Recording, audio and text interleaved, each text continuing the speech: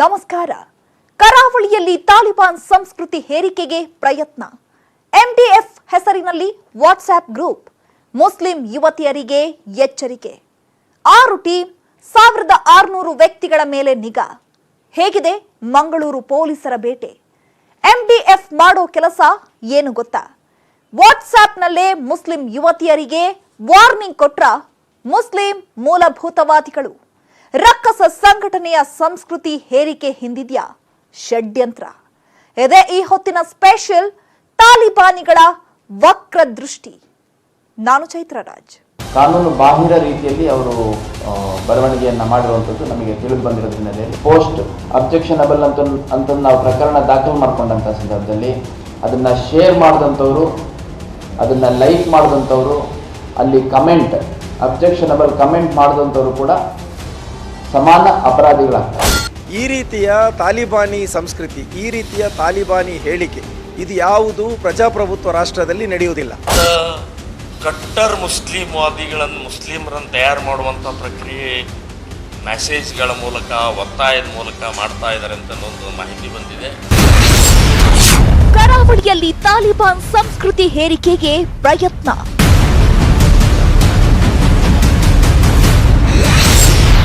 MDF ಹೆಸರಿನಲ್ಲಿ WhatsApp group.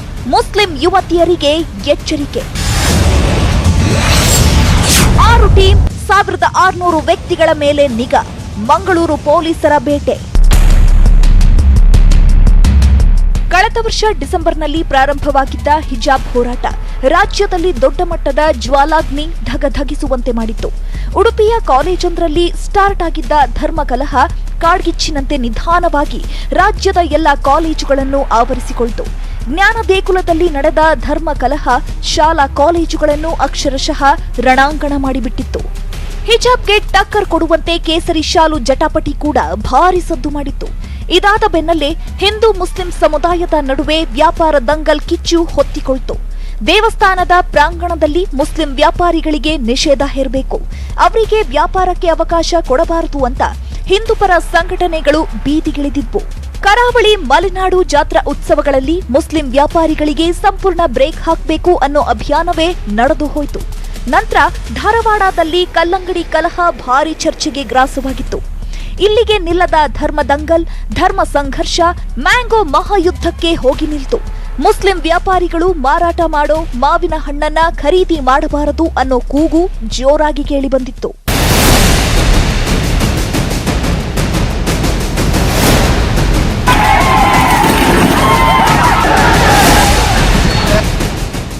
ಹಲಾಲ್ cut jhatka cut campaign ಕಲಹದ ಕಿಚ್ಚನ್ನ ಹೊತ್ತಿಸಿತ್ತು. ಇದರ ಬೆನ್ನಲ್ಲೇ ಗಂಡು ಮೆಟ್ಟಿದ ನಾಡು ಹುಬ್ಬಳ್ಳಿಯಲ್ಲಿ ಅದೊಂದು ವಿವಾದಿತ ಪೋಸ್ಟ್ ಇಡೀ ಹುಬ್ಬಳ್ಳಿಯನ್ನೇ ಧಗಧಗ ಅಂತ ಹೊತ್ತಿ ಉರಿಯುವಂತೆ ಮಾಡಿತ್ತು. ಸಾವಿರಾರು ಕಿಡಿಗೇಡಿಗಳು ಪುಂಡರು ಪೊಲೀಸರ ಮೇಲೆ, ಪೊಲೀಸ್ ಸ್ಟೇಷನ್ ಮೇಲೆ ಮನಬಂದಂತೆ ಕಲ್ಲು ತೂರಾಟ ನಡೆಸಿ ದೊಡ್ಡ ಮಟ್ಟದ ಕೋಲಾಹಲವನ್ನೇ ಸೃಷ್ಟಿಸಿದ್ರು. ಆಸ್ಪತ್ರೆ, ದೇವಸ್ಥಾನಗಳ ಮೇಲೂ ದಾಳಿ ನಡೆಸಿದ್ದ ಕಿಡಿಗೇಡಿಗಳು ದಾಂಧಲೆ ಸೃಷ್ಟಿಸಿದ್ರು. ಈ ಧರ್ಮ ದಂಗಲ್ ಬೂದಿ ಮುಚ್ಚಿದ ಕೆಂಡದಂತಿರುವಾಗಲೇ ಕರಾವಳಿ ಮತ್ತೆ ಕೊತ ಕೊತ ಅಂತ ಕುದಿಯುತ್ತಿದೆ. ಮುಸ್ಲಿಂ ಯುವತಿಯರೇ ಇವರ ನೇರ ಟಾರ್ಗೆಟ್ ಆಗಿದ್ದಾರೆ. ಕರಾವಳಿಯಲ್ಲಿ ತಾಲಿಬಾನಿ ಸಂಸ್ಕೃತಿ ಹುಟ್ಟಿಕೊಂಡಿದೆಯಾ ಅನ್ನೋ ಅನುಮಾನ ಎದ್ದಿದೆ. ತಾಲಿಬಾನಿಗಳ ವಕ್ರ ದೃಷ್ಟಿ ಮುಸ್ಲಿಂ ಯುವತಿಯರ ಮೇಲೆ ಬಿದ್ದಿದೆಯಾ ಅನ್ನೋ ಪ್ರಶ್ನೆ ಎದ್ದಿದೆ. ಕರಾವಳಿಯಲ್ಲಿ ಮತ್ತೆ ಮುಸ್ಲಿಂ ಯುವತಿಯರು ಟಾರ್ಗೆಟ್ ಆಗಿದ್ದಾರೆ. ಇದ್ಯಾವುದೋ ಹಿಜಾಬ್ ಸಂಘರ್ಷವೇನಲ್ಲ. ಯಾರೋ ಬೇರೆ ಧರ್ಮದವರು ಇವರನ್ನು ಟಾರ್ಗೆಟ್ ಮಾಡಿಲ್ಲ. ಅವರದ್ದೇ ಸಮುದಾಯದ ಕಟ್ಟರ್ ಮೂಲಭೂತವಾದಿಗಳ ಕೆಂಗಣ್ಣಿಗೆ ಗುರಿಯಾಗಿದ್ದಾರೆ ಮುಸ್ಲಿಂ ಯುವತಿಯರು. ಮುಸ್ಲಿಂ ಸಮುದಾಯದವರ ರಡಾರ್ನಲ್ಲಿದ್ದಾರೆ ಮುಸ್ಲಿಂ ಯುವತಿಯರು. ಕರುನಾಡಿನಲ್ಲಿ ವಿಷಬೀಜ ಬಿತ್ತುವ ಪ್ರಯತ್ನ ಏನಾದ್ರೂ ನಡೀತಿದ್ಯಾ? ತಾಲಿಬಾನ್ ಸಂಸ್ಕೃತಿ ಹೇರಿಕೆಗೆ ಯತ್ನ ನಡೀತಿದ್ಯಾ? ರಕ್ಷಣೆ ಹೆಸರಲ್ಲಿ ಕರಾವಳಿಯಲ್ಲಿ ಏನಾಗ್ತಿದೆ? ಎಲ್ಲೇ ಹೋದ್ರೂ ಏನೇ ಮಾಡಿದ್ರೂ ಮುಸ್ಲಿಂ ಹೆಣ್ಣು ಮಕ್ಕಳ ಮೇಲೆ ಅದೊಂದು ಗುಂಪು ಕಣ್ಣಿಟ್ಟಿದೆ. ಅವರು ಕುಂತ್ರು ನಿಂತ್ರು ಎಲ್ಲೇ ಓಡಾಡಿದ್ರು ಅವರ ಪ್ರತಿಯೊಂದು ಚಲನ ವಲನದ ಮೇಲೆ ಆ ಮುಸ್ಲಿಂ ಮೂಲಭೂತವಾದಿಗಳು ಹದ್ದಿನ ಕಣ್ಣಿಟ್ಟಿದ್ದಾರೆ. ಹೀಗಾಗಿ ಇದು ಕರ್ನಾಟಕವೋ ತಾಲಿಬಾನೋ ಅನ್ನೋ ಅನುಮಾನ ಎದ್ದಿದೆ.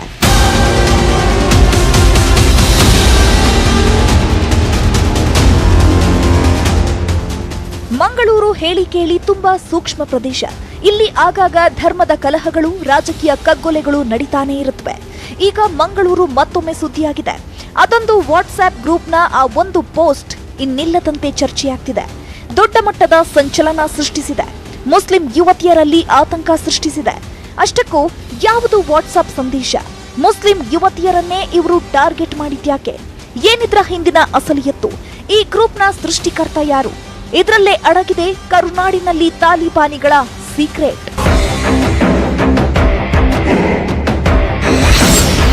ಕರಾವಳಿಯಲ್ಲಿ ತಲೆ ಎತ್ತಿದೆಯಾ ತಾಲಿಬಾನ್ ಸಂಸ್ಕೃತಿ?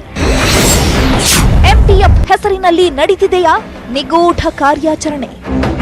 ಮಂಗಳೂರಿನಲ್ಲಿ ದೂರದ ತಾಲಿಬಾನ್ ಸಂಸ್ಕೃತಿ ತಲೆ ಎತ್ತಿದೆಯಾ ಅನ್ನೋ ಪ್ರಶ್ನೆ ಎದ್ದಿದೆ. ಅದಕ್ಕೆ ಕಾರಣನೂ ಇದೆ. ಹಿಜಾಬ್, ಬುರ್ಖಾ ಧರಿಸಿದ ಮಹಿಳೆಯರ ಮೇಲೆ ಅದೊಂದು ಗುಂಪು ಕಣ್ಣಿಟ್ಟಿದೆ. ಮುಸ್ಲಿಂ ಸಂಘಟನೆಯೊಂದು ಹವಾ ಮೇಂಟೈನ್ ಮಾಡೋದಕ್ಕೆ ಇಷ್ಟೆಲ್ಲ ಪ್ರಯತ್ನ ಮಾಡ್ತಾ ಇದೆಯಾ ಅನ್ನೋ ಅನುಮಾನ ಎದ್ದಿದೆ.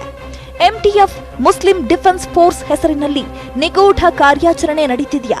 ಮುಸ್ಲಿಂ ಯುವತಿಯರ ರಕ್ಷಣೆಯ ನೆಪದಲ್ಲಿ ನೈತಿಕ ಪೊಲೀಸ್ಗಿರಿ ನಡೀತಿದೆಯಾ ಅನ್ನೋ ಡೌಟ್ ಬರ್ತಿದೆ. ಬುರ್ಖಾ ಧರಿಸಿ ಅಸಭ್ಯವಾಗಿ ವರ್ತಿಸುವ ಯುವತಿಯರಿಗೆ ಎಚ್ಚರಿಕೆ ನೀಡುತ್ತಿದೆ ಅದೊಂದು ಗುಂಪು ಅಥವಾ ಅದೊಂದು ಸಂಘಟನೆ ಅಂತಾನೂ ಹೇಳಲಾಗ್ತಿದೆ.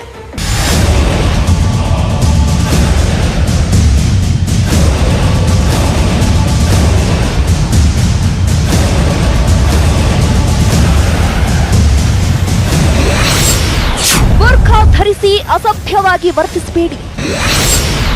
ಮುಸ್ಲಿಂ ಯುವತಿಯರಿಗೆ ಕಟ್ಟರ್ವಾದಿಗಳ ಎಚ್ಚರಿಕೆ. ಮುಸ್ಲಿಂ ಯುವತಿಯರು ಇದೀಗ ಮತ್ತೆ ಮುಸ್ಲಿಂ ಮೂಲಭೂತವಾದಿಗಳ ಟಾರ್ಗೆಟ್ ಆಗಿದ್ದಾರೆ. ಆ ಒಂದು ಗುಂಪು ಅಥವಾ ಸಂಘಟನೆ ತಾಲಿಬಾನ್ ಮಾದರಿಯಲ್ಲೇ ಫತ್ವಾ ಒಂದನ್ನ ಹೊರಡಿಸಿದೆ. ಸೋಷಿಯಲ್ ಮೀಡಿಯಾಗಳಲ್ಲಿ ಎಂಟಿಎಫ್ ಅಂದ್ರೆ ಮುಸ್ಲಿಂ ಡಿಫೆನ್ಸ್ ಫೋರ್ಸ್ ಅನ್ನೋ ಹೆಸರಿನಲ್ಲಿ ಬೆದರಿಕೆ ಹಾಕ್ತಿದ್ದಾರೆ. ಮುಸ್ಲಿಂ ಯುವತಿಯರು ಹದ್ದು ಮೀರಿ ನಡೆಯದಂತೆ ವಾರ್ನಿಂಗ್ ಕೊಟ್ಟಿದ್ದಾರೆ. ಎಂಟಿಎಫ್ ವಾಟ್ಸ್ಆಪ್ ಗ್ರೂಪ್ನಲ್ಲಿ ಮುಸ್ಲಿಂ ಯುವತಿಯರಿಗೆ ಸಂದೇಶ ಸಾರಿದ್ದಾರೆ, ಎಚ್ಚರಿಕೆ ನೀಡಿದ್ದಾರೆ. ವಾಟ್ಸ್ಆಪ್ನಲ್ಲಿ ಹರಿಬಿಟ್ಟ ಆ ಡೇಂಜರಸ್ ಮೆಸೇಜ್ ಯಾವುದು? ಯುವತಿಯರ ಜೊತೆಗೆ ಪೋಷಕರನ್ನು ಟಾರ್ಗೆಟ್ ಮಾಡಿದೆಯಾ ಕಟ್ಟರ್ವಾದಿಗಳ ಆ ಗುಂಪು? ಅದನ್ನು ತಿಳಿದುಕೊಳ್ಬೇಕು ಅಂದ್ರೆ ವಾಟ್ಸ್ಆಪ್ ಸಂದೇಶದಲ್ಲಿ ಏನಿದೆ ಅನ್ನೋದನ್ನ ನೀವು ನೋಡ್ಲೇಬೇಕು.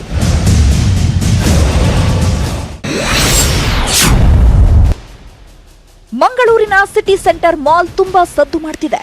ಇಲ್ಲಿ ಯುವತಿಯರು ಬುರ್ಖಾ ಹಾಕಿ ಅಸಭ್ಯ ವರ್ತನೆ ಮಾಡಿರೋದು ಕಂಡು ಬರ್ತಿದೆ. ಪೋಷಕರೇ ನಮ್ಮ ಎಂಟಿಎಫ್ ಸಂಘಟನೆಗಳ ಕೈಗೆ ಸಿಕ್ಕರೆ ಅವರನ್ನು ಬಿಡೋದಿಲ್ಲ, ಮಾನ ಹರಾಜಾಗುವ ಮುನ್ನ ಎಚ್ಚೆತ್ತುಕೊಳ್ಳಿ ಎಂದು ವಾರ್ನಿಂಗ್ ಮಾಡಿದ್ದಾರೆ. ಸಿಟಿ ಸೆಂಟರ್ನ ಕಾರ್ ಪಾರ್ಕಿಂಗ್ ಸ್ಥಳದಲ್ಲಿ ಬುರ್ಖಾ ಹಾಕೊಂಡು ಅಸಭ್ಯ ವರ್ತನೆ ಮಾಡ್ತಾರೆ. ಬುದ್ಧಿ ಮಾತು ಹೇಳಿ ಪೋಷಕರಿಗೂ ಎಚ್ಚರಿಸಿದ್ದೇವೆ. ಮತ್ತೆ ಈ ಘಟನೆಗಳು ಕಣ್ಣಿಗೆ ಬಿದ್ರೆ ಧರ್ಮದೇಟು ಗ್ಯಾರಂಟಿ ಅಂತ ಅಲರ್ಟ್ ಮಾಡಿದ್ದಾರೆ. ಹಿಂದು ಮುಂದು ನೋಡದೆ ಯಾವುದೇ ಮುಲಾಜಿಲ್ಲದೆ ಕಾರ್ಯನಿರ್ವಹಿಸಲಿದ್ದೇವೆ. ಪೋಷಕರೇ ನಿಮ್ಮ ಮಕ್ಕಳ ಚಲನವಲನ ಪರಿಶೀಲನೆ ಮಾಡಿ ಅಂತ ಪೋಷಕರಿಗೂ ಸಂದೇಶ ಸಾರಿದ್ದಾರೆ. ಕಾಲೇಜ್ಗೆ ಎಷ್ಟು ಗಂಟೆಗೆ ಹೋಗ್ತಾರೆ, ಎಷ್ಟು ಗಂಟೆಗೆ ವಾಪಸ್ ಬರುತ್ತಾಳೆಂದು ಗಮನಿಸಿ ಅಂತ ವಾಟ್ಸ್ಆಪ್ ಸಂದೇಶ ಹರಿಬಿಟ್ಟಿದ್ದಾರೆ. ಎಸ್ ವೀಕ್ಷಕರೇ, ಈ ರೀತಿ ತಾಲಿಬಾನಿ ಸಂಸ್ಕೃತಿ ಹೇರೋದಕ್ಕೆ ಪ್ರಯತ್ನ ಮಾಡ್ತಿದೆ ಆ ಒಂದು ಗುಂಪು. ಬಲವಂತವಾಗಿ ಮುಸ್ಲಿಂ ಯುವತಿಯರ ಮೇಲೆ ತಮ್ಮ ಹಕ್ಕನ್ನು ಚಲಾಯಿಸೋದಕ್ಕೆ ಹೋಗ್ತಿದ್ದಾರೆ ಮುಸ್ಲಿಂ ಮೂಲಭೂತವಾದಿಗಳು. ಮುಸ್ಲಿಂ ಯುವತಿಯರು ಬುರ್ಖಾ ಹಾಕೊಂಡು ಅಸಭ್ಯವಾಗಿ ವರ್ತಿಸುತ್ತಿದ್ದಾರೆ. ಅವರ ಮೇಲೆ ನಿಗಾ ಇಡಿ ಅಂತ ಪೋಷಕರಿಗೂ ಎಚ್ಚರಿಕೆ ನೀಡಿದ್ದಾರೆ. ಯಾವುದೇ ಹುಡುಗನ ಜೊತೆ ಮುಸ್ಲಿಂ ಯುವತಿ ಸಾರ್ವಜನಿಕ ಸ್ಥಳಗಳಲ್ಲಿ ಕಾಣಿಸಿಕೊಳ್ಳೋ ಹಾಗಿಲ್ಲ. ಹಾಗೇನಾದ್ರೂ ಕಾಣಿಸಿಕೊಂಡಿದ್ದೇ ಆದ್ರೆ ಅವರಿಗೆ ಧರ್ಮದೇಟು ಗ್ಯಾರಂಟಿ. ಪೋಷಕರು ತಮ್ಮ ಮಕ್ಕಳ ಮೇಲೆ ನಿಗಾ ಇಟ್ಟಿಲ್ಲ ಅಂದ್ರೆ ನಾವು ಅವರ ವಿರುದ್ಧ ಕ್ರಮ ಕೈಗೊಳ್ಳಬೇಕಾಗುತ್ತೆ ಅಂತ ಅದೊಂದು ಸಂಘಟನೆ ಹೇಳಿಕೊಂಡಿದೆ. ಇದು ತಾಲಿಬಾನ್ ಸಂಸ್ಕೃತಿ ಅಲ್ಲದೆ ಇನ್ನೇನು? ತಮ್ಮ ಹಕ್ಕನ್ನು, ತಮ್ಮ ನಿಯಮಗಳನ್ನು ಕರಾವಳಿಯ ಮುಸ್ಲಿಂ ಯುವತಿಯರ ಮೇಲೆ ಚಲಾಯಿಸೋದಕ್ಕೆ ಹೊರಟಿದ್ದಾರೆ ಸೋ ಕಾಲ್ಡ್ ಕಟ್ಟರ್ವಾದಿಗಳು.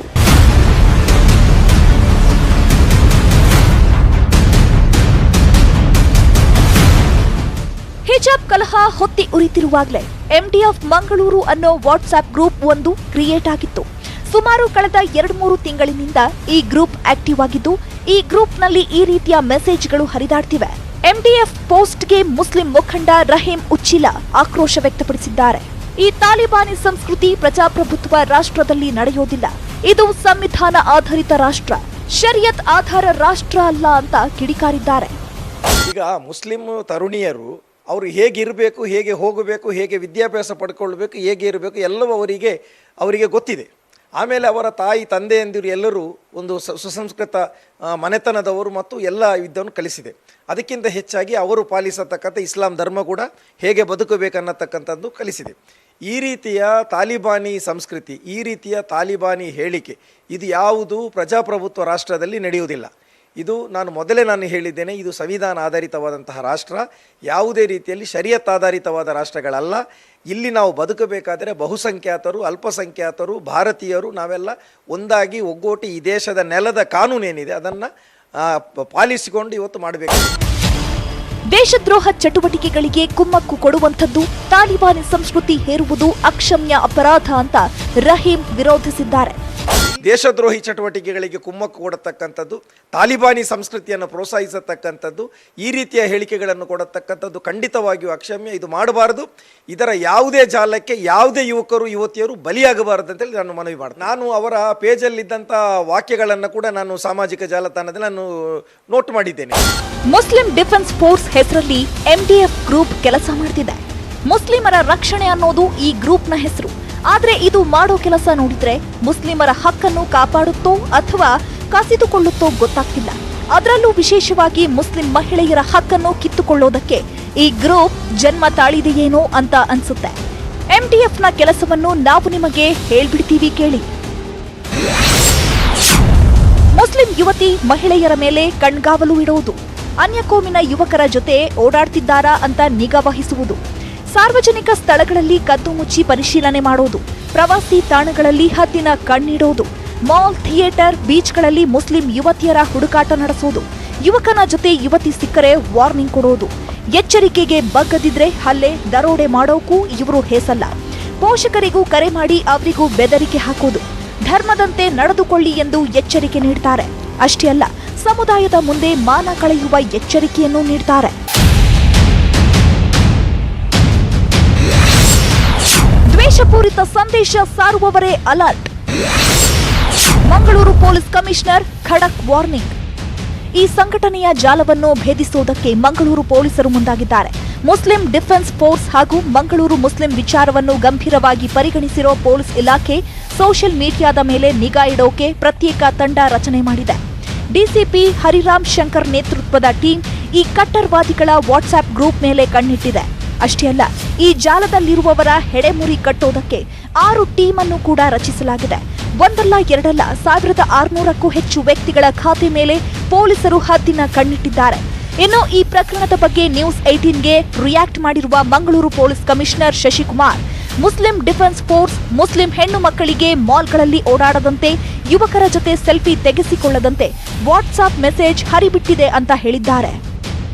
ಏನಂದರೆ ಮುಸ್ಲಿಂ ಡಿಫೆನ್ಸ್ ಫೋರ್ಸ್ 24/7 ಅನ್ನೋ ಒಂದು ಹೆಸರಲ್ಲಿ ಮುಸ್ಲಿಂ ಹೆಣ್ಮಕ್ಳು ಮಾಲ್ಗಳಲ್ಲಿ, ಶಾಲಾ ಕಾಲೇಜುಗಳ ಹೊರಗಡೆ ಮತ್ತು ಸಾರ್ವಜನಿಕ ಸ್ಥಳಗಳಲ್ಲಿ ಬುರ್ಕಾ ಹಾಕೊಂಡಂಥ ಸಂದರ್ಭದಲ್ಲಿ ಬುರ್ಕಾ ತೆಗೆಯುವಂಥದ್ದು, ಸೆಲ್ಫಿ ತಗೊಳ್ಳೋವಂಥದ್ದು ಮತ್ತು ಗಂಡು ಮಕ್ಕಳ ಜೊತೆ ಓಡಾಡುವಂಥದ್ದು, ಈ ಥರದ್ದೆಲ್ಲ ಮಾಡಬಾರ್ದು. ಆ ಥರ ಮಾಡಿದರೆ ಅವ್ರ ಪೋಷಕರು ಏನಿದ್ದಾರೆ ಅವರು ಅವ್ರಿಗೆ ತಿಳುವಳಿಕೆ ಹೇಳಬೇಕು. ಇಲ್ಲಾಂದರೆ ಅಂಥವ್ರ ಮೇಲೆ ನಾವೇ ಕ್ರಮ ತೊಗೊತೀವಿ. ನಮ್ಮ ಮುಸ್ಲಿಂ ಸಮುದಾಯದ ಕೆಲವು ಆಚರಣೆಗಳನ್ನು ನಾವು ರಕ್ಷಣೆ ಮಾಡಬೇಕು ಅನ್ನೋವಂಥ ರೀತಿಯಲ್ಲಿ ಮೆಸೇಜಸ್ ಇಂಪ್ಲಿಕೇಟ್ ಆಗೋ ರೀತಿಯಲ್ಲಿ ಕೆಲವು ಇನ್ಸ್ಟಾ ಪೇಜಸಲ್ಲಿ, ಕೆಲವು ವಾಟ್ಸಪ್ ಗ್ರೂಪ್ಗಳಲ್ಲಿ ಮೆಸೇಜ್ ಫಾರ್ವರ್ಡ್ ಮಾಡಿರುವಂಥದ್ದು ತಿಳಿದು ಬಂದಿದೆ. ವಾಟ್ಸ್ಆಪ್ ಗ್ರೂಪ್ಗಳಲ್ಲಿ ಹರಿದಾಡ್ತಾ ಇರೋ ಸಂದೇಶವನ್ನು ಮಾನಿಟರ್ ಮಾಡ್ತಿದ್ದೀವಿ. ಇದರ ಹಿಂದೆ ಯಾರಿದ್ದಾರೆ ಅಂತ ಪತ್ತೆ ಹಚ್ಚುವ ಕೆಲಸ ಮಾಡ್ತಾ ಇದ್ದೀವಿ. ಫೇಕ್ ಮೆಸೇಜ್ ಹರಿಬಿಡುವವರ ವಿರುದ್ಧ ಕ್ರಮ ಕೈಗೊಳ್ಳಲಾಗುವುದು ಅಂತ ಶಶಿಕುಮಾರ್ ಹೇಳಿದ್ದಾರೆ. ಮಾನಿಟರ್ ಮಾಡ್ತಾ ಇದ್ದೀವಿ ಮತ್ತು ಆ ಇನ್ಫಾರ್ಮೇಷನ್ ತುಂಬ ಫಾರ್ಮೇಟಿವ್ ಸ್ಟೇಜಲ್ಲಿ ಇರೋದ್ರಿಂದ ಅದನ್ನು ಡೆವಲಪ್ ಮಾಡ್ತಾ ಇದ್ದೀವಿ. ಮತ್ತು ಈ ಒಂದು ರೀತಿ ಕೆಲಸಗಳಿಗೆ ಯಾರ್ಯಾರು ಕಾರಣೀಕರ್ತರಾಗಿದ್ದಾರೆ ಅವ್ರನ್ನೆಲ್ಲ ಯಾರು ಅನ್ನುವಂಥದ್ದನ್ನು ಪತ್ತೆ ಹಚ್ಚುವಂಥ ಕೆಲಸ ಮಾಡ್ತಾಯಿದ್ವಿ.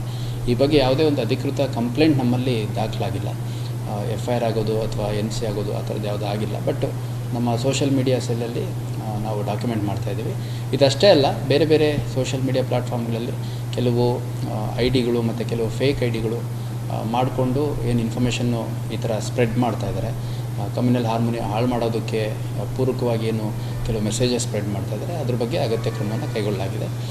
ವಿದೇಶದಲ್ಲಿ ಯೂಸ್ ಆಗುವಂತಹ ಸಿಮ್ ಅನ್ನು ಬಳಸುವುದು, ನಕಲಿ ಖಾತೆ ಸೃಷ್ಟಿ ಮಾಡಿ ಈ ರೀತಿಯ ದ್ವೇಷಪೂರಿತ ಸಂದೇಶವನ್ನ ಸಾರುವಂಥದ್ದು, ಇವೆಲ್ಲವನ್ನ ನಮ್ಮ ಟೀಮ್ ತುಂಬಾ ಸೂಕ್ಷ್ಮವಾಗಿ ಅವಲೋಕಿಸುತ್ತಿದೆ ಅಂತ ಮಂಗಳೂರು ಪೊಲೀಸ್ ಕಮಿಷನರ್ ಹೇಳಿದ್ದಾರೆ. ಫೇಕ್ ಅಕೌಂಟ್ಸ್ ಮಾಡುವಂಥದ್ದು ಮತ್ತು ವಿದೇಶಿ ಮೂಲದ ಅಕೌಂಟ್ಗಳಿಂದ ಮತ್ತು ಸಿಮ್ ಯೂಸ್ ಮಾಡಿಕೊಂಡು ಅಕೌಂಟ್ ಯೂಸ್ ಮಾಡಿಬಿಟ್ಟು ಈ ಥರ ಪೋಸ್ಟ್ಗಳು ಮಾಡುವಂಥದ್ದು ಮಾಡ್ತಾಯಿದ್ದಾರೆ. ಇದನ್ನೆಲ್ಲ ಭಾಳ ಕ್ಲೋಸಾಗಿ ನಮ್ಮ ಸೋಷಿಯಲ್ ಮೀಡಿಯಾ ಮಾನಿಟರಿಂಗ್ ಸೆಲ್ಲಲ್ಲಿ ನಾವು ವಾಚ್ ಮಾಡ್ತಾಯಿದ್ದೀವಿ. ಅಗತ್ಯ ಸಂದರ್ಭಗಳಲ್ಲಿ ನಾವು ಅಗತ್ಯ ಕಾನೂನು ಕ್ರಮವನ್ನು ಕೈಗೊಳ್ತೀವಿ. ಸಮಾಜದ ಸ್ವಾಸ್ಥ್ಯ ಕದಡೋದಕ್ಕೆ ಕಾಣದ ಕೈಗಳು ಕೆಲಸ ಮಾಡ್ತಿವೆ. ಅನಾಮಧೇಯರ ರೀತಿ ಎಲ್ಲೋ ಕುಳಿತುಕೊಂಡು ನಾವು ಆಪರೇಟ್ ಮಾಡಿದ್ರೆ ಯಾರಿಗೂ ಗೊತ್ತಾಗಲ್ಲ ಅಂತ ಮನಸ್ಸಿಗೆ ಬಂದ ಮೆಸೇಜ್ ಹಾಕ್ತಿರ್ತಾರೆ. ಯಾರದ್ದು ಸ್ವಾತಂತ್ರ್ಯ ಕಿತ್ತುಕೊಳ್ಳೋ ಕೆಲಸಕ್ಕೆ ಕೈ ಹಾಕೋಕೆ ಮುಂದಾಗಿದ್ದಾರೆ ಈ ಕಟ್ಟರ್ ಮುಸ್ಲಿಂ ವಾದಿಗಳು, ಈ ಮೂಲಭೂತವಾದಿಗಳು. ಆದ್ರೆ ಇದೇ ಕಾಣದ ಕೈಗಳಿಗೆ ಕೋಳ ತೊಡಿಸೋದಕ್ಕೆ, ಅವರನ್ನು ಕೆಡ್ಡಾಕಿ ಕೆಡಕೋದಕ್ಕೆ ಮಂಗಳೂರು ಪೊಲೀಸರು ದಿಟ್ಟ ಕ್ರಮ ಕೈಗೊಂಡಿದ್ದಾರೆ. ಕೋಮು ಸೌಹಾರ್ದ ಕದಡುವ ಕಿಡಿಗೇಡಿಗಳ ರಣಬೇಟೆಯಾಡೋದಕ್ಕೆ ಖಾಕಿ ಟೀಮ್ ಮೆಗಾ ಪ್ಲಾನ್ ಮಾಡಿಕೊಂಡಿದೆ.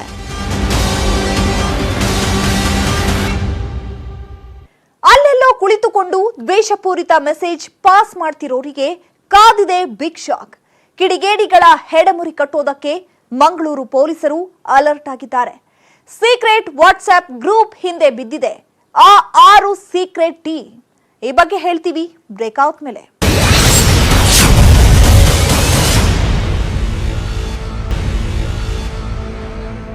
ಸಮಾಜದ ಸ್ವಾಸ್ಥ್ಯ ಕೆಡಿಸುವ ರಣಹೇಡಿಗಳಿಗೆ ಕಾದಿದೆ ಸಂಕಷ್ಟ. ಕಾಣದ ಕೈಗಳಿಗೆ ಕೋಳ ತೊಡಿಸುವುದಕ್ಕೆ ಸಜ್ಜಾಗಿದೆ ಖಾಕಿ ಟೀಮ್. ಒಬ್ರಲ್ಲ ಇಬ್ರಲ್ಲ 1600 ಜನರ ಜಾತಕ ಜಾಲಾಡಿದೆ ಆ 6 ಸೀಕ್ರೆಟ್ ಟೀಮ್. ಹೇಗಿದೆ ಗೊತ್ತಾ ಮಂಗಳೂರು ಪೊಲೀಸರ ರಣಬೇಟೆ. ಕಿಡಿಗೇಡಿಗಳಿಗೆ ಕೆಡ್ಡ ತೋಡೋದಕ್ಕೆ ನಡೀತಿದೆಯಾ ಮೆಗಾ ಆಪರೇಷನ್? ಈ ಬಗ್ಗೆ ಕಂಪ್ಲೀಟ್ ಮಾಹಿತಿ ಇಲ್ಲಿದೆ ನೋಡಿ. ಕೋಮು ಸೌಹಾರ್ದ ಕದಡುವವರ ವಿರುದ್ಧ ದಿಟ್ಟ ಕ್ರಮ. ಈ ರೀತಿ ಯಾವುದೋ ಮೂಲೆಯಲ್ಲಿ ಕುಳಿತುಕೊಂಡು ಸಮಾಜದ ಸ್ವಾಸ್ಥ್ಯ ಕೆಡಿಸುವಂತಹ, ಸಮಾಜದಲ್ಲಿ ಕೋಮು ಸಾಮರಸ್ಯಕ್ಕೆ ಧಕ್ಕೆ ತರುವಂತಹ ಕೆಲಸ ಮಾಡ್ತಿದ್ದಾರೆ. ನಾವು ಅನಾಮಧೇಯರು ಯಾವುದೋ ಮೂಲೆಯಲ್ಲಿ ಕುಳಿತುಕೊಂಡು ಈ ರೀತಿ ಕೆಲಸ ಮಾಡಿದ್ರೆ ಯಾರಿಗೂ ಗೊತ್ತಾಗಲ್ಲ ಅನ್ನೋ ಭ್ರಮೆಯಲ್ಲಿದ್ದಾರೆ. ಅದರಿಂದ ಮೊದಲು ಹೊರಗೆ ಬನ್ನಿ. ಯಾಕಂದ್ರೆ ಯಾರು ಈ ರೀತಿ ಕೆಟ್ಟ ಉದ್ದೇಶದಿಂದ ಮಾಹಿತಿ ಸ್ಪ್ರೆಡ್ ಮಾಡ್ತಿದ್ದಾರೋ ಅಂಥವರ ಮೇಲೆ ನಮ್ಮ ಇಲಾಖೆ ಹದ್ದಿನ ಕಣ್ಣಿಟ್ಟಿದೆ. ಎಲ್ಲಿಂದ ಆಪರೇಟ್ ಆಗ್ತಿದೆ, ಕಮೆಂಟ್ ಮಾಡ್ತಿದ್ದಾರೆ, ಎಲ್ಲ ವಿಚಾರಗಳು ನಮಗೆ ಗೊತ್ತಿದೆ ಅಂತ ವಾರ್ನಿಂಗ್ ಮಾಡಿದ್ದಾರೆ ಮಂಗಳೂರು ಪೊಲೀಸ್ ಕಮಿಷನರ್ ಶಶಿಕುಮಾರ್. ಯಾರು ಕೆಟ್ಟ ಉದ್ದೇಶಗಳಿಂದ ಈ ರೀತಿ ಮಾಹಿತಿಯನ್ನು ಸ್ಪ್ರೆಡ್ ಮಾಡುವಂಥದ್ದು ಮಾಡ್ತಾ ಇದ್ದೀರಾ, ನಿಮ್ಮದೆಲ್ಲ ಇನ್ಫಾರ್ಮೇಷನ್ ಡಾಕ್ಯುಮೆಂಟ್ ಆಗ್ತಾ ಇದೆ. ಎಲ್ಲಿಂದ ಆಪರೇಟ್ ಆಗ್ತಾ ಇದೆ, ಯಾವ ಸಿಮ್ಮಿಂದ ಆಪರೇಟ್ ಆಗ್ತಾ ಇದೆ, ಯಾವ IP ಅಡ್ರೆಸ್ಸಿಂದ ಆಪರೇಟ್ ಆಗ್ತಾ ಇದೆ, ಇದಕ್ಕೆ ಯಾವ ಮೊಬೈಲ್ ಯೂಸ್ ಮಾಡಿದ್ದಾರೆ, ಆ ಮೊಬೈಲ್ ಡೀಟೇಲ್ಸ್ ಏನು, ಮತ್ತು ಯಾರು ಅದನ್ನು ಲೈಕ್ ಮಾಡ್ತಾ ಇದ್ದಾರೆ, ಶೇರ್ ಮಾಡ್ತಾ ಇದ್ದಾರೆ, ಅದನ್ನು ಎಂಡೋರ್ಸ್ ಮಾಡ್ತಾ ಇದ್ದಾರೆ, ಕಮೆಂಟ್ ಮಾಡ್ತಾ ಇದ್ದಾರೆ, ಇದೆಲ್ಲ ಸಂಪೂರ್ಣ ಮಾಹಿತಿಯನ್ನು ನಾವು ಕಲೆಕ್ಟ್ ಮಾಡಿ ಡಾಕ್ಯುಮೆಂಟ್ ಮಾಡ್ತಾ ಇದ್ದೀವಿ. ಅಗತ್ಯ ಸಂದರ್ಭಗಳಲ್ಲಿ ಅಗತ್ಯ ಕಾನೂನು ಕ್ರಮ ತಗೊಂಡಂಥ ಸಂದರ್ಭದಲ್ಲಿ ಭಾಳ ದೊಡ್ಡ ಮಟ್ಟದ ಕ್ರಮ ಆಗುತ್ತೆ ಅಂತ ಈ ಸಂದರ್ಭದಲ್ಲಿ ಹೇಳಲಿಕ್ಕೆ ಇಷ್ಟಪಡ್ತೀನಿ. ಒಬ್ಬ ಅಧಿಕಾರಿ 6 ಜನ ಸಿಬ್ಬಂದಿ ಈ ಆಪರೇಷನ್ ನಲ್ಲಿದ್ದಾರೆ. ಈ ರೀತಿ ಸಮಾಜ ವಿರೋಧಿ ಸಂದೇಶ ಸಾರುವವರನ್ನ ಹೆಡೆಮುರಿ ಕಟ್ಟುವುದಕ್ಕೆ ನಮ್ಮ ಟೀಮ್ ಅಲರ್ಟ್ ಆಗಿದೆ. ಇದಕ್ಕೆ ಬೇಕಾದ ಎಲ್ಲಾ ರೀತಿಯ ಕ್ರಮಗಳನ್ನು ನಾವು ಕೈಗೊಂಡಿದ್ದೇವೆ. ಇದೊಂದು ಎಚ್ಚರಿಕೆ ಗಂಟೆ ಅಂತ ಶಶಿಕುಮಾರ್ ಸ್ಟ್ರಾಂಗ್ ಮೆಸೇಜ್ ಪಾಸ್ ಮಾಡಿದ್ದಾರೆ. ಅದೆಲ್ಲ ನಮ್ಮ ಒಟ್ಟು 7 ಜನ, ಒಬ್ಬ ಅಧಿಕಾರಿ ಮತ್ತು 6 ಜನ ಸಿಬ್ಬಂದಿ ಸೇರಿದಂತೆ ಒಂದು ಫುಲ್ ಫ್ಲೆಜ್ ಸೋಷಿಯಲ್ ಮೀಡಿಯಾ ಸೆಲ್ ನಮ್ಮ ಮಂಗಳೂರಲ್ಲಿ ಆಪರೇಷನಲ್ಲಿದೆ. ಇದು ಆನ್ ಪಾರ್ ವಿತ್ ಬೆಂಗಳೂರಲ್ಲಿ ನಮ್ಮ ಬೇರೆ ಬೇರೆ ಸ್ಪೆಷಲ್ ಯೂನಿಟ್ಸಲ್ಲಿ ಯಾವ ಥರ ಮಾಡ್ತಾಯಿದ್ದಾರೆ, ಏನೆಲ್ಲ ಮಾಡ್ತಾಯಿದ್ದಾರೆ ಅಷ್ಟು ಮಾಹಿತಿಯನ್ನು ನಾವು ಪ್ರೋಸೆಸ್ ಮಾಡುವಂಥದ್ದು, ಅನಾಲಿಸಿಸ್ ಮಾಡುವಂಥದ್ದು ಇಲ್ಲಿ ಮಾಡ್ತಾಯಿದ್ದೀವಿ. ಹಂಗಾಗಿ ಮೇಲ್ನೋಟಕ್ಕೆ ಏನು ಅನ್ನಿಸ್ಬೋದು, ನಾವು ಪೋಸ್ಟ್ ಮಾಡ್ತಾಯಿದ್ದೀವಿ, ನಾವು ಕಮೆಂಟ್ ಮಾಡ್ತಾಯಿದ್ದೀವಿ, ನಾವು ಶೇರ್ ಮಾಡ್ತಾಯಿದ್ದೀವಿ, ಇದು ಮಾಹಿತಿ ಎಲ್ಲೂ ಗೊತ್ತಾಗ್ತಿಲ್ಲ, ಪೊಲೀಸರು ಪ್ರಕರಣ ದಾಖಲು ಮಾಡ್ಕೋತಿಲ್ಲ, ನಮಗೇನು ತೊಂದರೆ ಆಗ್ತಾಯಿಲ್ಲ ಅಂತ ಅಂದ್ಕೋಬೋದು ತಾತ್ಕಾಲಿಕವಾಗಿ. ಬಟ್ ಸಂದರ್ಭ ಬಂದಂಥ ಸಂದರ್ಭದಲ್ಲಿ ಪ್ರಕರಣ ದಾಖಲಾದಾಗ ತುಂಬ ಡೀಪರ್ ಇನ್ವೆಸ್ಟಿಗೇಷನ್ ಆಗುತ್ತೆ. ಇದ್ರ ಬಗ್ಗೆ ಯಾರ್ಯಾರು ಮಿಸ್ಚೀಫ್ ಮಾಡಿಕೊಂಡು ಸೋಷಿಯಲ್ ಹಾರ್ಮೋನಿ ಹಾಳು ಮಾಡಲಿಕ್ಕೆ ಪ್ರಯತ್ನ ಪಡ್ತಾ ಇದ್ದಾರೆ, ಕಮ್ಯುನಲ್ ಹಾರ್ಮೋನಿ ಹಾಳು ಮಾಡಲಿಕ್ಕೆ ಪ್ರಯತ್ನ ಪಡ್ತಾ ಇದ್ದಾರೆ, ಅವರಿಗೆಲ್ಲ ಒಂದು ಎಚ್ಚರಿಕೆ ಗಂಟೆ ರೀತಿಯಲ್ಲಿ ಈ ಒಂದು ನನ್ನ ಸಲಹೆಯನ್ನು ತಗೋಬೇಕು. ಮಹಿಳೆಯರ ಪಾಲಿಗೆ ನರಕ ಸೃಷ್ಟಿಸಿದೆ ತಾಲಿಬಾನ್. ಮಹಿಳೆಯರ ಜೀವನದ ಹಕ್ಕನ್ನೇ ಕಸಿದುಕೊಂಡಿದ್ದಾರೆ ರಕ್ಕಸರು. ಅಫ್ಘಾನಿಸ್ತಾನದಲ್ಲಿ ಯಾವಾಗಿನಿಂದ ತಾಲಿಬಾನಿಗಳ ಕ್ರೂರ ಸರ್ಕಾರ ಅಧಿಕಾರಕ್ಕೆ ಬಂದಿದೆಯೋ ಆಗಿನಿಂದಲೂ ಇಲ್ಲಿನ ಮಹಿಳೆಯರು ನರಕದ ಜೀವನ ನಡೆಸುತ್ತಿದ್ದಾರೆ. ರಕ್ತಪಿಪಾಸುಗಳು ಇಲ್ಲಿ ಯಾವಾಗ ಅಧಿಕಾರ ಕೈಗೆತ್ತಿಕೊಂಡ್ರು ಅವತ್ತಿನಿಂದ ಇಲ್ಲಿಯವರೆಗೂ ಇಲ್ಲಿನ ಮಹಿಳೆಯರು ಉಸಿರುಗಟ್ಟಿಸಿಕೊಂಡು ಜೀವನ ನಡೆಸುತ್ತಿದ್ದಾರೆ. ಇಲ್ಲಿ ಮಹಿಳೆ ಒಬ್ಬಳೇ ಹೊರಗೆ ಕಾಲಿಡೋ ಹಾಗಿಲ್ಲ. ಆಕೆ ಗಂಡನೊಂದಿಗೆ ಅಥವಾ ಮಗನೊಂದಿಗೆ ಹೊರಗೆ ಕಾಲಿಡಬೇಕು. ಒಂದು ವೇಳೆ ಅವಳು ಒಬ್ಬಳೆ ಮನೆಯಿಂದ ಹೊರಗೆ ಕಾಲಿಟ್ಲು ಅಂದ್ರೆ ಅವಳ ಕಥೆ ಮುಗಿತು ಅಂತಾನೆ ಅರ್ಥ. ಆಕೆಯನ್ನ ಸಾಯಿಸೋಕು ಈ ರಣಹೇಡಿಗಳು ಹೇಸಲ್ಲ. ಬಾಲಕಿಯರ ಶಿಕ್ಷಣಕ್ಕೆ ಯಾವುದೇ ರೀತಿ ಅಡ್ಡಿ ಮಾಡಲ್ಲ ಅಂತಾನೆ ತಾಲಿಬಾನಿ ನರರಾಕ್ಷಸರು ಅವರ ಶಿಕ್ಷಣಕ್ಕೂ ಫುಲ್ ಸ್ಟಾಪ್ ಇಡೋದಕ್ಕೆ ಹೊರಟಿದ್ದಾರೆ. 8 ವರ್ಷ ಆದ್ಮೇಲೆ ಆಕೆ ಶಿಕ್ಷಣ ಕೂಡ ಪಡೆಯುವಂತಿಲ್ಲ. ಬುರ್ಖಾ ಇಲ್ಲದೆ ಮಹಿಳೆಯರು ಹೊಸ್ತಿಲು ದಾಟೋ ಹಾಗಿಲ್ಲ. ಮಹಿಳೆಯರು ಹೈ ಹೀಲ್ಡ್ ಧರಿಸುವಂತಿಲ್ಲ. ಸಾರ್ವಜನಿಕ ಸ್ಥಳಗಳಲ್ಲಿ ಮಹಿಳೆಯರು ಜೋರಾಗಿ ಮಾತನಾಡುವಂತಿಲ್ಲ. ಇತ್ತೀಚೆಗೆ ಮಹಿಳೆಯರಿಗೆ ಡ್ರೈವಿಂಗ್ ಲೈಸೆನ್ಸ್ ಕೂಡ ಕ್ಯಾನ್ಸಲ್ ಮಾಡಿದ್ದಾರೆ ನರರಾಕ್ಷಸರು.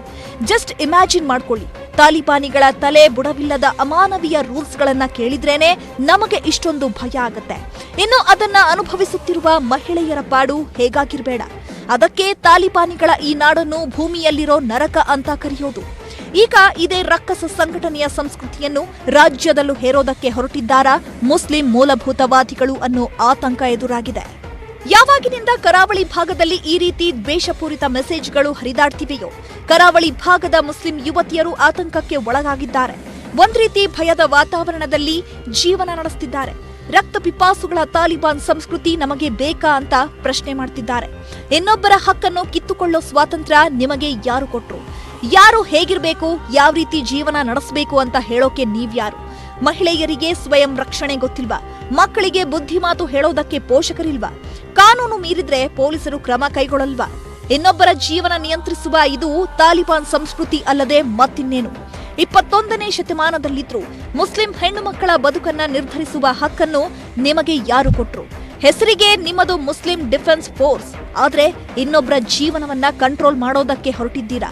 ಸಮುದಾಯಕ್ಕೆ ಇಂಥ ಸೆಕ್ಯೂರಿಟಿ ಬೇಕಾ ಅನ್ನೋದು ನಮ್ಮ ಪ್ರಶ್ನೆ.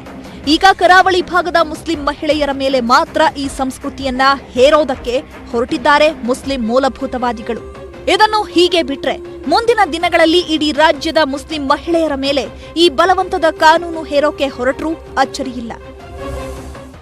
ಇದಾಗಿತ್ತು ಈ ಹೊತ್ತಿನ ಸ್ಪೆಷಲ್. ನೋಡ್ತಾ ಇರಿ News 18 ಕನ್ನಡ.